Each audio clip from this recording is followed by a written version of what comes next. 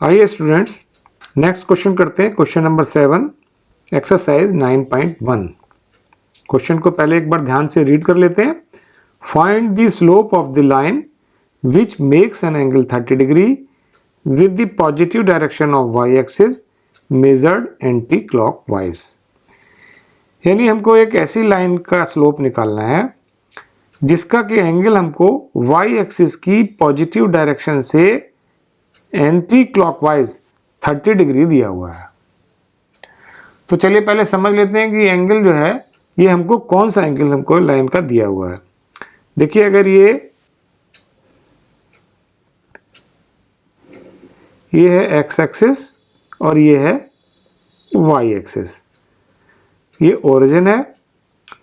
तो Y axis पर जो पॉजिटिव डायरेक्शन है वो तो ये होगी और इस पॉजिटिव डायरेक्शन से एंटी क्लॉकवाइज यानी इस डायरेक्शन में हमको एंगल दिया हुआ लाइन का वो है ये 30 डिग्री। एक बार फिर ध्यान से समझेंगे।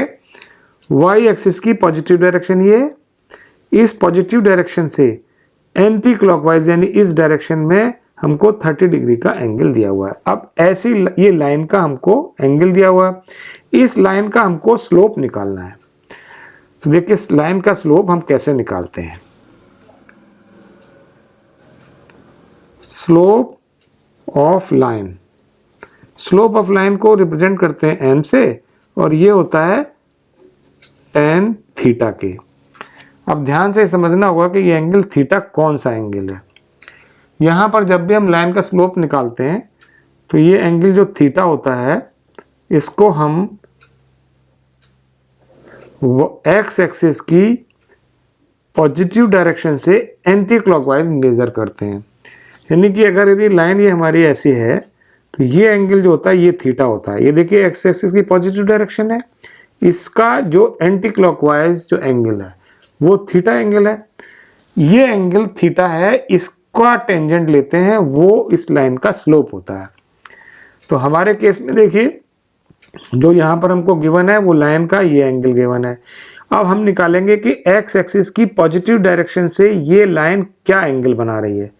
देखिए ये तो है 90 डिग्री,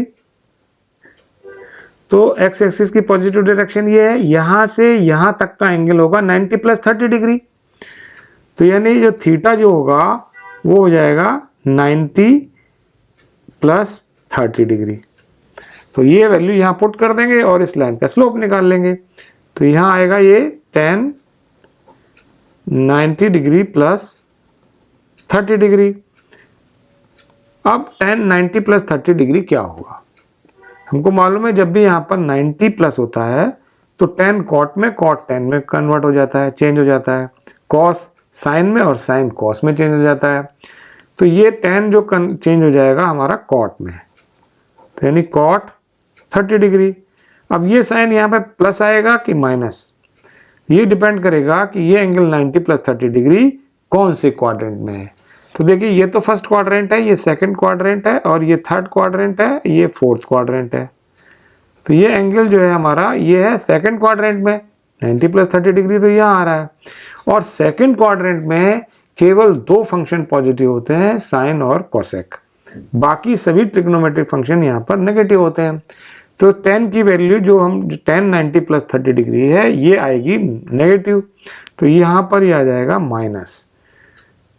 cot 30 की वैल्यू होती है √3, ये आएगा -√3। यानी m की यानी लाइन का स्लोप जो आ गया वो आ गया -√3। बस यही हमारा आंसर हो गया।